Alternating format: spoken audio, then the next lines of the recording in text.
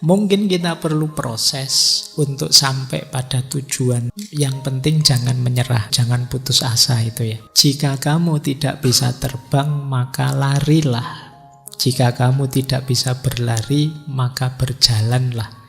Jika kamu tidak bisa berjalan, maka merangkaklah. Apapun yang kamu lakukan, boleh, asal kamu terus maju.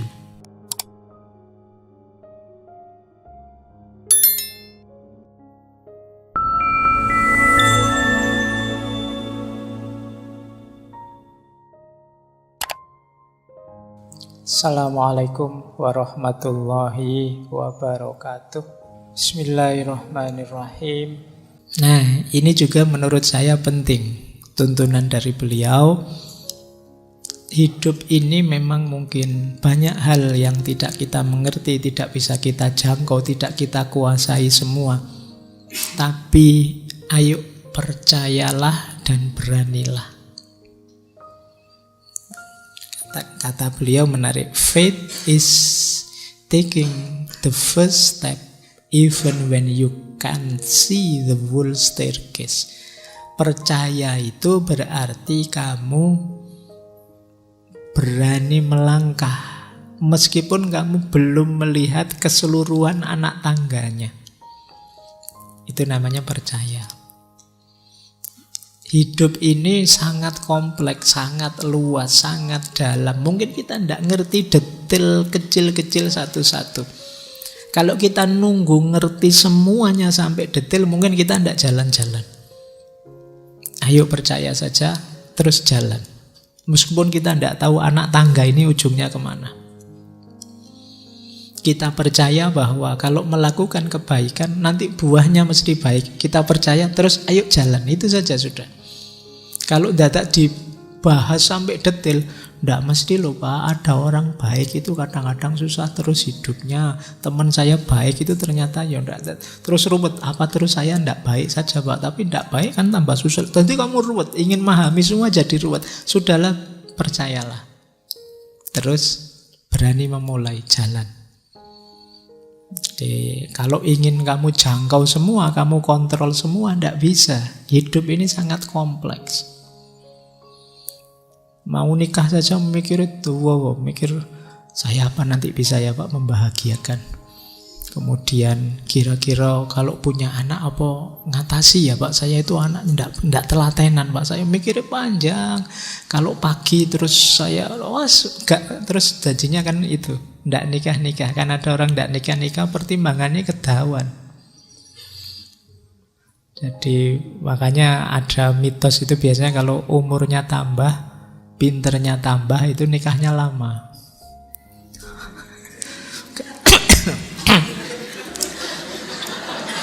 Karena pertimbanganmu terlalu panjang, mikirnya macam-macam. Jadi ayolah ya. Kadang-kadang hidup ini perlu ditekati kalau kata orang Jawa. Percayalah, jalan. Yo kalau dibahas sampai detail, segala kemungkinan bisa terjadi.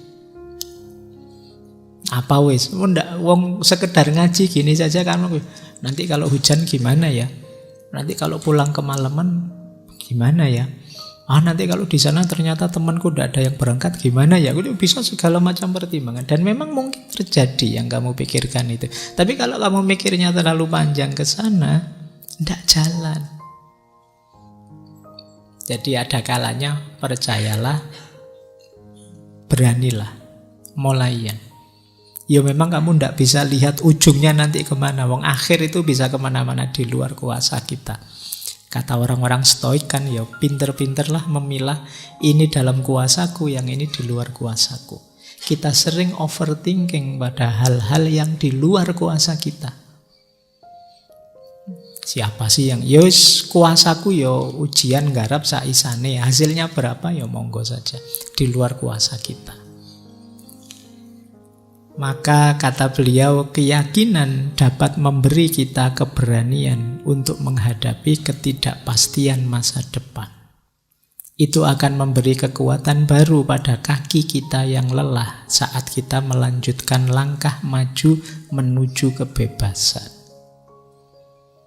Ini untungnya orang beragama. Orang beragama itu kan basis nalarnya ada pada keyakinan. Jadi yakin dulu, ya kalau perlu rasionalisasi akalnya dipakai. Lebih nyaman. Tapi kalau kamu awalnya mungkin agak menggali dulu, meragukan dulu, itu biasanya lama. Jadi karena hidup ini sulit dideteksi sampai ke relung-relung paling gelapnya, paling samarnya. Maka jalan paling aman faith. Percaya dulu, lebih enak. Nah, kata beliau gitu. Karena kalau beliau nuruti diskusi, pertimbangan, mungkin beliau ya tidak bergerak-bergerak. Diskusi terus bagaimana cara kita mengentaskan kemiskinan. Oh, diskusi seminar di mana-mana. Nih ya sing miskin tetap miskin. Isinya seminar terus. Nah, ya kan caranya begini loh, caranya gini. Oh, itu kokean coro, kokean diskusi. Ya memang mungkin cara ini ada lemahnya, cara itu ada kurangnya. Tapi ya memang harus dipilih salah satu dan siap ditanggung segala resikonya, jalan. Jadi itu prinsip yang keempat yang menurut saya kita harus mulai. Terus ya memang segala sesuatu perlu pengorbanan. Nothing worthwhile is gained without sacrifice. Tidak ada hal yang berharga itu tanpa pengorbanan. Ya selalu perlu pengorbanan, mungkin waktu, mungkin tenaga, mungkin emosi, mungkin biaya, dan lain sebagainya. Dan ini ada quote menarik. The time is always right to do the right thing. Waktu akan selalu benar untuk melakukan kebenaran. Jadi tidak usah mikir panjang kalau itu kebenaran. Waktunya anytime mesti benar. Saya ingin bantu orang, Pak. Kira-kira waktu yang tepat kapan ya, Pak? Apa pagi? Walah, kalau pengen bantu tidak usah mikir waktu. Semua waktu cocok kalau untuk hal yang baik dan yang benar. Oke, ini prinsip yang keempat. Prinsip kelima, ini sebelum ke perdamaian ya. Mungkin kita perlu proses untuk sampai pada tujuan tadi. Yang penting jangan menyerah. Tadi saya sebut jangan putus asa itu ya. Ya memang segala sesuatu tidak bisa instan. Selalu kita perlu proses. Bagi yang menggunakan logik instan, siap-siap kecewa. Ikuti prosesnya. Tahan ujian godaannya. Kata beliau, jika kamu tidak bisa terbang, maka larilah. Jika kamu tidak bisa berlari, maka berjalanlah. Jika kamu tidak bisa berjalan, maka merangkaklah. Apapun yang kamu lakukan, boleh, asal kamu terus maju. Jangan berhenti. Kalau kamu sudah punya tekad tadi kan, percaya, berani memulai, jalan terus. Mungkin tenagamu tinggal separuh, ya berjalan separuh tenaga. Mungkin kamu sudah ngos-ngosan, ya pelan-pelan sambil ngos-ngosan. Yang penting jangan putus asa, jangan mandek, maju terus. Kenapa? Ya karena kita sudah matok tujuan. Kita sudah punya makna, punya tujuan. Kalau dalam agama ini saatnya untuk istiqomah. Kayak ngaji ini, kalau kita tidak punya daya istiqomah, mungkin ya wis tak tinggal sejak dulu-dulu. Bosen ngomong kayak gini-gini terus, aku sekali-sekali pengen ganti forum, forumnya anak-anak gini-gini terus misalnya. Ya kan bisa saja begitu. Tapi kan ya ini khasiatnya perjuangan yang perlu istiqomah. Jadi maka prinsip ini penting. Jadi prinsip-prinsip dari Martin Luther ini mungkin menarik untuk membentuk karakter kita ya. Jadi pribadi yang jangan menyerah. Kata beliau bahkan ukuran utama orang kuat itu bukan saat dia berdiri di saat nyaman dan aman, tetapi saat dia berdiri ketika menghadapi tantangan dan kontroversi-kontroversi. Ya kalau situasi nyaman, aman, biasa. Tapi begitu ada tantangan itu terbukti ini kuat berarti orang ini. Kalau bahasa agama kan semakin lelah, semakin capek itu semakin banyak tantangan, tapi masih istiqomah menunjukkan dia orang kuat. Baik, saya malam hari ini agak batuk, jadi itu kan jadi kelihatan tantangannya batuk tapi ya tetap ngaji. Nah, ini berarti apa? Ini salah satu contoh istiqomah itu kadang terbukti dari tantangan. Allah kalau sehat terus, enak terus ya biasa Pak sampai saya coba nanti kalau ada tabrakan undangan yang dapat gaji besar misalnya, apa ya tetap ngaji apa diliburkan. Saya tak lihat nanti Pak Faiz kalau ada tabrakan misalnya. Itu tantangan. Jadi tantangannya istiqomah. Baik. Terus saya menolak, kata beliau, menerima gagasan bahwa manusia hanyalah kepingan perahu dan sampah di sungai kehidupan yang tidak mampu mempengaruhi peristiwa yang berlangsung di sekelilingnya. Manusia bukan sampah dan bukan papan yang terbawa arus. Manusia itu makhluk yang mampu membuat arus sendiri. Jadi maka semoga tidak ada yang malam hari ini hadir punya prinsip saya mengalir saja Pak gitu. Ya, kan banyak teman-teman yang muda-muda biasanya begitu karena mungkin males mikir tadi. Begitu ditanya, gimana cita-citamu nanti setelah lulus? Enggak tahu Pak, saya mengalir saja Pak, saya ikut. Nah, kalau prinsipmu begitu, kamu tidak jadi kendali atas hidupmu sendiri. Bercita-citalah. Kalimat-kalimat seperti tadi menunjukkan kalian tidak berani bermimpi. Tidak apa-apa, tidak akan ada orang ketawa kok kalian bisa. Saya pingin dua pemilu yang akan datang saya bisa lah Pak jadi ketua-ketua MPR kalau tidak presiden misalnya. Tidak masalah cita-cita tinggi. Baik. Ini prinsip-prinsip hidup yang penting sebelum berjuang seperti yang dilakukan oleh Martin Luther King tadi. Sekarang kita mulai belajar perdamaian. Ada beberapa syarat untuk bisa mewujudkan perdamaian menurut Martin Luther. Yang pertama apa? Persaudaraan. Persaudaraan kemanusiaan. Tidak mungkin lahir perdamaian kalau di antara kita tidak merasa sebagai saudara, paling tidak saudara sesama manusia. Kita belakangan sering melihat perbedaan di antara kita, bukan persaudaraan di antara kita. Dan itu cirinya manusia. Kata Martin Luther, we must live together as brothers or perish together as fools. Pilihan kita cuma dua.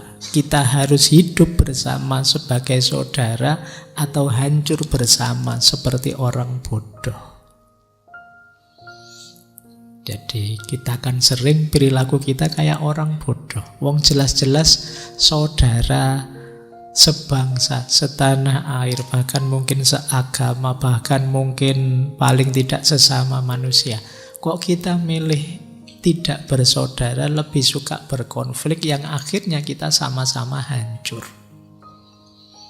Itu yang kata Martin Luther, kita ini kayak orang bodoh, ndak pinter. Nanti beliau melanjutkan begini, kita telah terbang di udara seperti burung, mengarungi lautan seperti ikan. Kita punya pesawat terbang, kita punya kapal, itu kan terbang di udara seperti burung, mengarungi lautan seperti ikan. Tapi kita belum belajar satu tindakan sederhana, yaitu berjalan di bumi seperti saudara. Kita sering menampilkan diri kita sebagai musuh seseorang, sebagai yang lebih tinggi dari yang lain, sebagai yang lebih hebat, sebagai yang harus menaklukkan ini, menaklukkan itu, mengalahkan dia, memenangkan mereka, dan lain sebagainya. Ini kata beliau, hal kecil saja kita belum bisa ternyata, yaitu apa? Hidup bersaudara. Kita membanggakan bisa menaklukkan udara seperti burung, bisa menaklukkan air seperti ikan, tapi bersaudara kita tidak bisa. Ini yang disebut tadi ironis. Ini nyambung dengan quote yang awal tadi.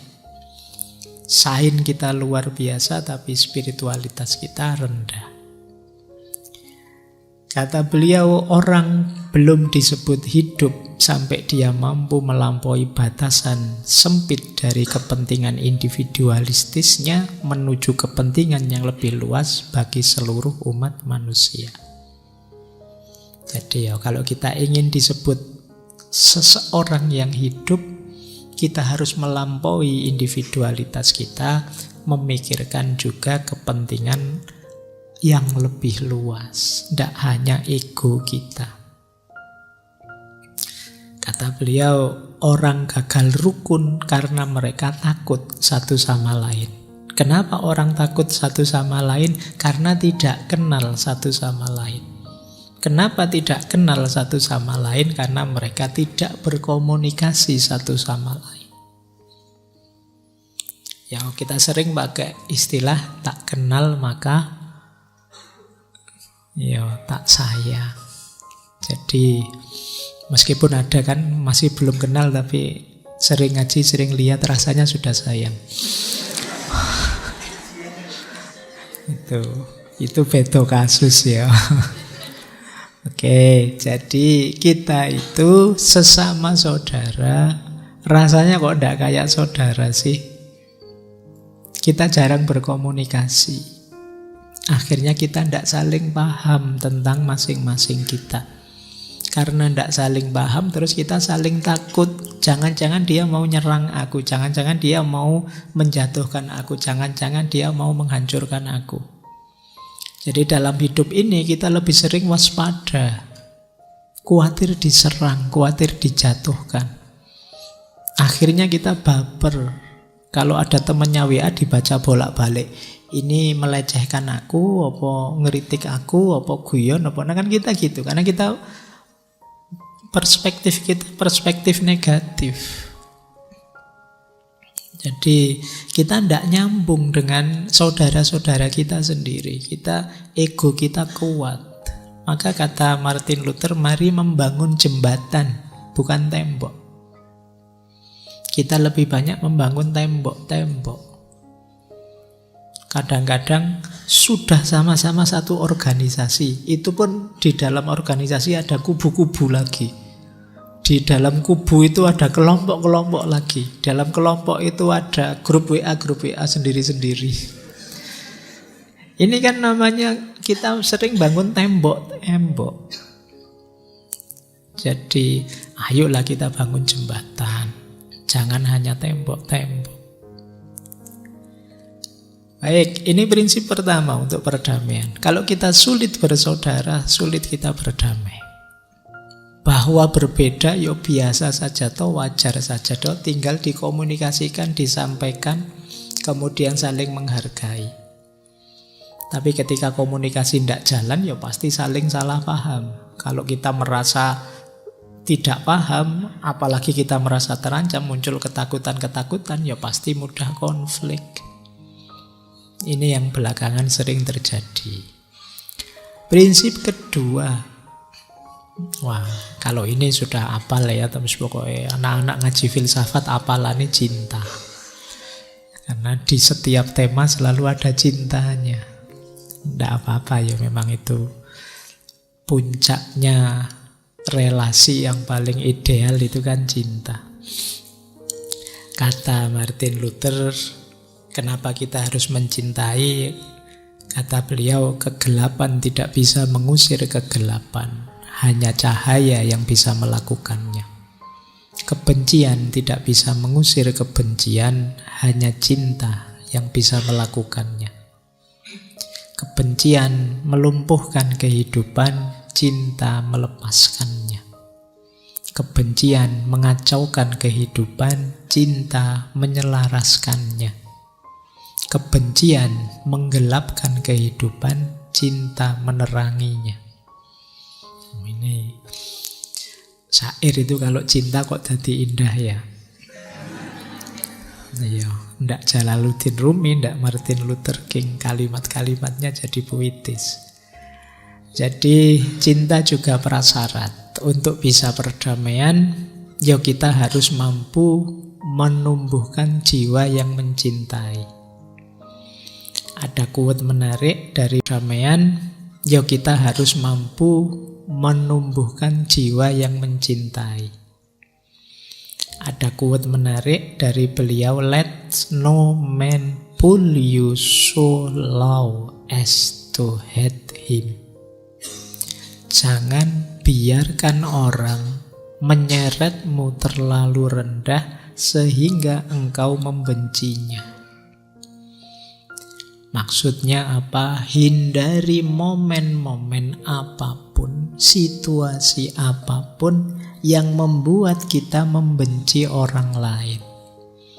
Termasuk hindari ketidakadilan, penindasan, dan lain sebagainya. Kenapa? Ketidakadilan dan penindasan itu membuat kita benci orang lain.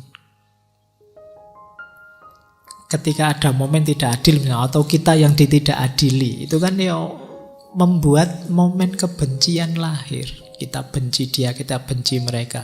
Maka ketika ada ketidakadilan, ketika ada penindasan, ayo kita perjuangkan agar habis segala ketidakadilan itu. Demi apa? Biar kita tidak saling benci.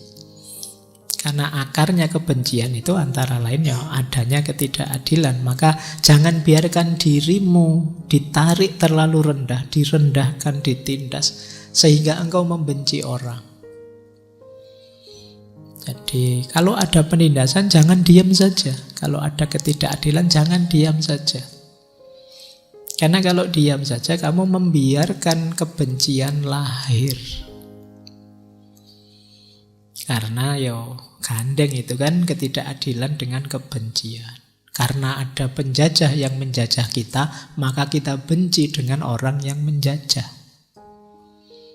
Lahir kebencian-kebencian, maka segala momen yang memungkinkan lahirnya kebencian, ayo kita musnahkan demi perdamaian. Ini prinsip kedua, prinsip cinta.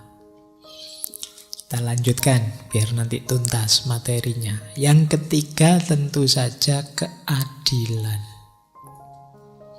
Jadi ini 3 prinsip yang jadi prasyaratnya perdamaian. Yang pertama tadi persaudaraan, yang kedua cinta, yang ketiga keadilan. The true peace is not merely the absence of tension. Kedamaian yang sejati itu bukan hanya tidak ada ketegangan, tapi munculnya atau hadirnya keadilan. Jadi memang syaratnya damai adil. Pak, di sini ada penindasan Pak, tapi tenang kok Pak situasinya. Tetap itu namanya tidak disebut damai. Penindasan itu sendiri, ketidakadilan itu sendiri kekerasan, tidak bisa disebut damai. Jadi syarat perdamaian yang ketiga keadilan. Tidak mungkin ada ketidakadilan kok damai. Tidak adil Pak tapi damai, itu biasanya suara-suara yang mau bicara, mau ribut dibungkam. Mau minum tidak boleh. Kalau ini kan kita adil, minum boleh saja.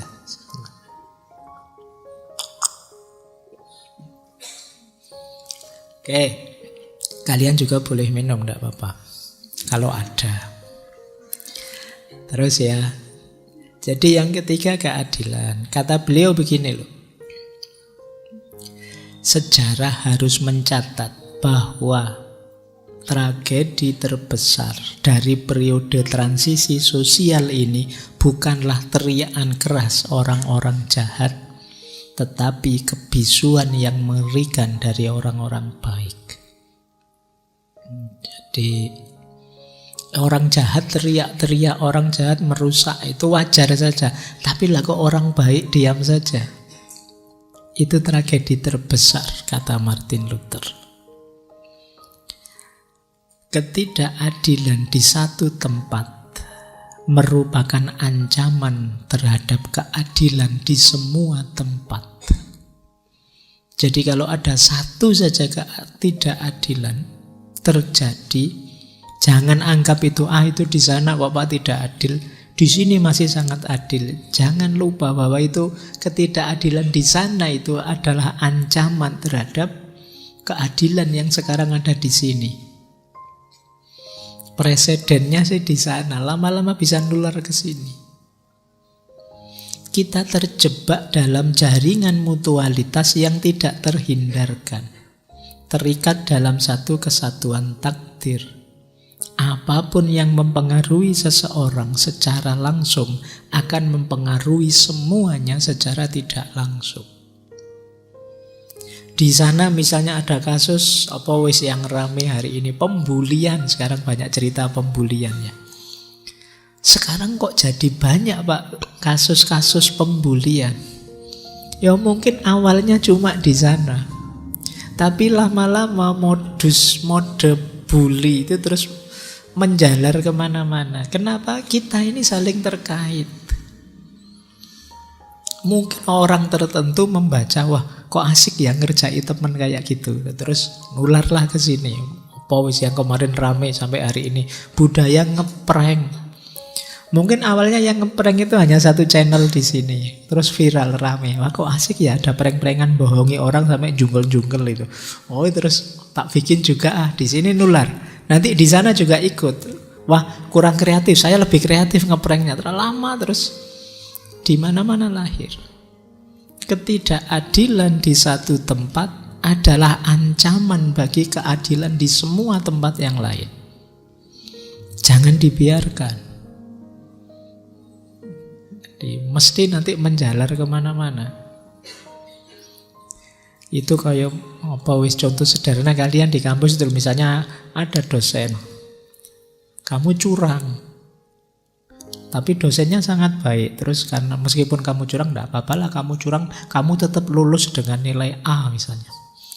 Nah dosen satunya melihat dosen itu, wah dosen itu kok mahasiswa curang malah dikasih nilai A. Nanti kalau saya tak kasih nilai jelek mahasiswa ini, saya kalah populer sama dosen itu. Berarti tak kasih A juga lah. Terus menjalar kemana-mana.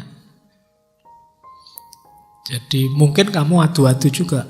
Pak saya sama dosen itu dikasih A Pak meskipun absennya kurang. Masa kalau di Bapak mahal sekali nilainya. Ketidakadilan di satu tempat menjalar kemana-mana. Alah wong gitu saja kok marah. Di sana itu lebih dari itu juga bisa. Menjalar. Maka jangan toleran kalau dengan ketidakadilan. Barang siapa yang secara pasif menerima kejahatan, sama-sama terlibat di dalamnya. Sama halnya dengan orang yang turut serta melakukan kejahatan. Dia yang menerima kejahatan tanpa memprotesnya sebenarnya bekerja sama dengannya. Makanya kalau dalam Islam itu man ra'a minkum munkaron, barang siapa yang melihat di antara kalian melihat kemungkaran, ketidakadilan, maka harus bergerak untuk mengubah, mengatasi. Kalau mampu dengan tangannya, dengan kekuasaannya. Ya kalau tidak mampu dengan mulut cukup. Kalau masih tidak mampu, siapalah saya Pak. Itu yang mungkar orang besar-besar semua. Ya paling tidak dengan hati kita. Hati kita yang ingkar. Saya tidak setuju pokoknya. Yang seperti itu. Nah itu solusi menurut saya cerdas. Karena kadang-kadang ya kita ngomong bisa terancam juga sih. Ya paling tidak hati lah. Semoga yang hati ini kita tidak nawar. Kadang-kadang hati juga kan kita nawar. Kalau hati kan tidak ada yang tahu, tidak masalah. Baik, Ini prasyarat 3, ini rasanya sederhana tapi ya tidak gampang. Perdamaian sejati akan lahir kalau diawali situasi keadilan, relasi yang penuh cinta dan persaudaraan. Ini 3 prasyarat utama demi lahirnya perdamaian. Yuk kita lanjut. Nah, sekarang kita ke inti filosofinya.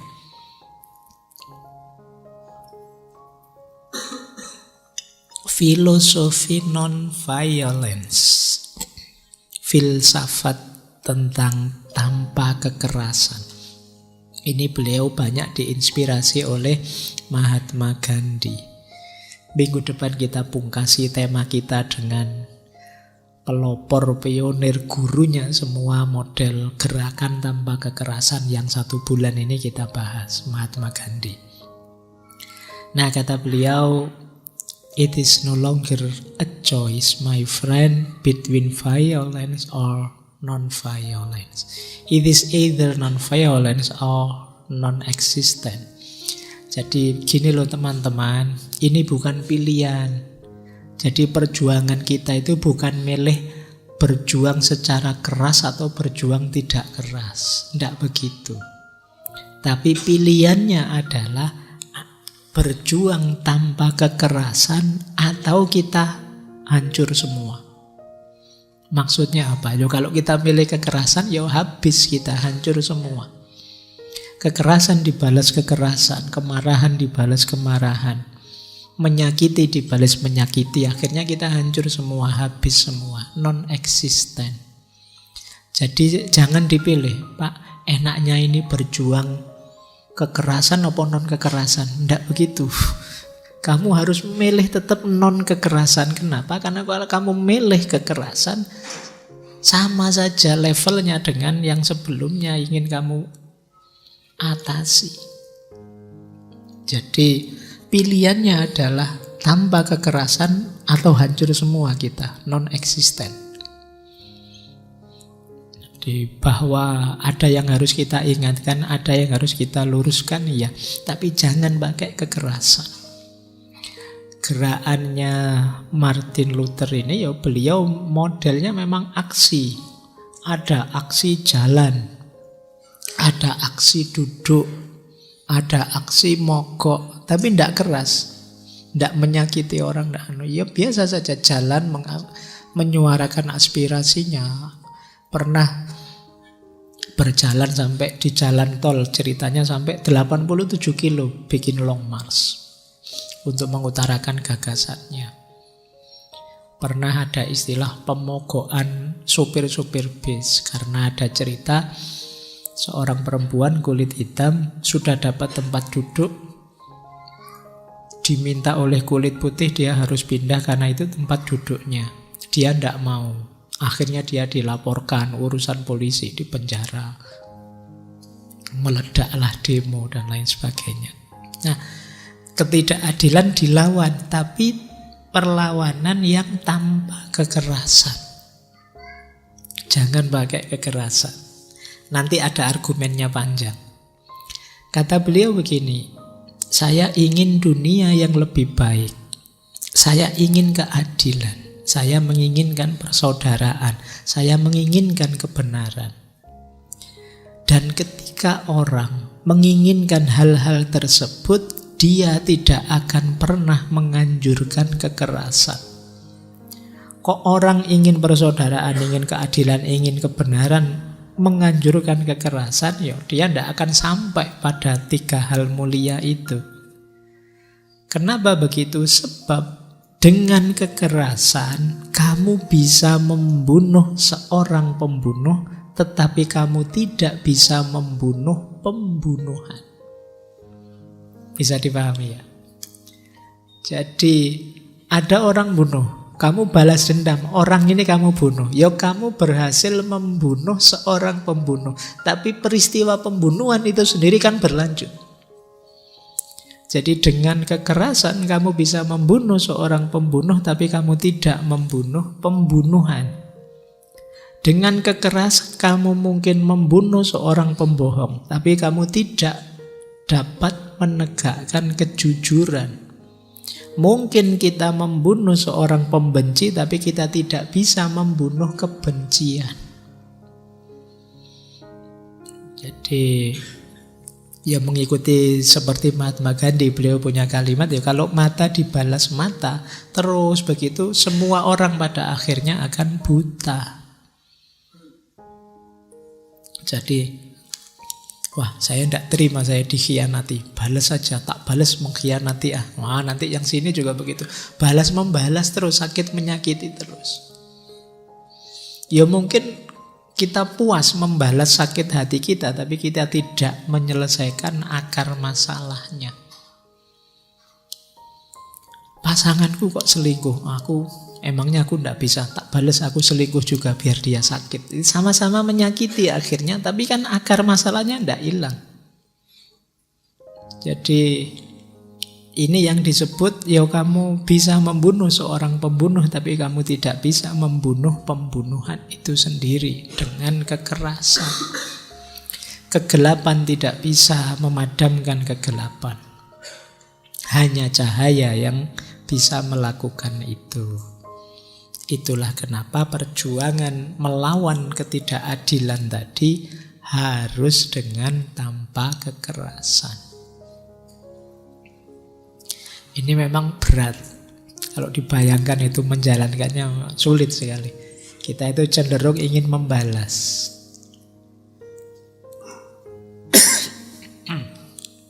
Oke, kita lanjutkan.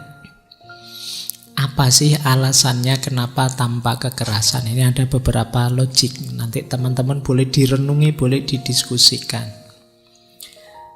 Yang pertama, kekerasan itu kalau dalam pelajaran moral itu tidak disebut tidak bermoral.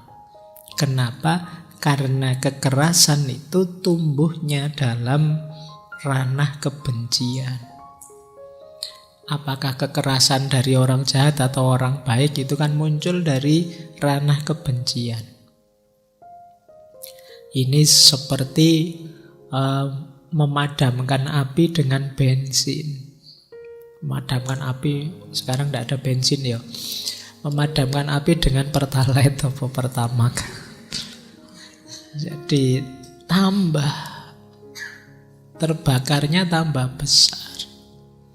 Jadi awalnya mungkin peristiwa pemukulan 1.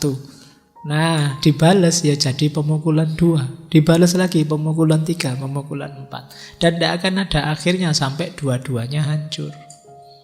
Dua-duanya bonyok, tidak ada yang bisa bangun, baru selesai. Jadi kekerasan itu tumbuh di tanah kebencian. Dan orang yang selamat merasakan kepahitan, orang yang menang berubah jiwanya jadi brutal. Jadi kalian misalnya, Pak ini diingatkan baik-baik, tidak bisa ya Pak, sekali-sekali perlu dikasih pelajaran misalnya. Nah, yang kamu kasih pelajaran, ya memang dia sakit, mungkin dia juga kapok, tidak berani lagi kalau ada kamu.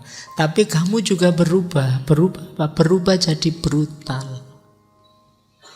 Kamu berubah jadi buas. Jangan dikira jiwamu tidak berubah. Awalnya sih kamu baik, tapi begitu kamu membalas, jiwamu sekarang berubah. Alasan pertama itu. Alasan kedua, tanpa kekerasan adalah satu komitmen seseorang pada jalan cinta. Jadi orang yang mampu melakukan perjuangan dengan jalan tanpa kekerasan, ini membuktikan jiwanya adalah jiwa yang penuh cinta. Jadi menunjukkan orang yang bisa berempati, tidak hanya mementingkan egonya. Jadi perjuangan tanpa kekerasan itu pembuktian bahwa cinta juga bisa aktif, bisa aktual dalam penegakan keadilan. Selama ini orang menganggap menegakkan keadilan itu dengan memerangi, dengan menaklukkan, dengan menjatuhkan. Isinya selalu